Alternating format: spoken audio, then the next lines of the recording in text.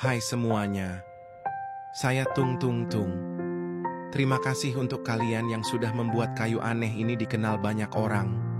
Bersama kalian, Ramadan tahun ini penuh dengan cerita, tawa, dan kenangan indah. Tapi, di setiap cerita pasti ada akhirnya. Saya sangat senang sekali membangunkan kalian sahur.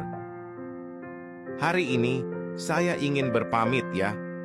Jujur, hati ini berat, sedih rasanya meninggalkan kalian semua.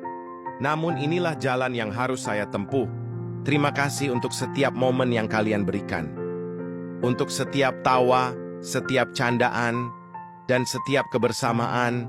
Semoga kita bisa bertemu lagi di Ramadan tahun depan, di bawah cahaya lampu pos ronda, di malam yang penuh kehangatan.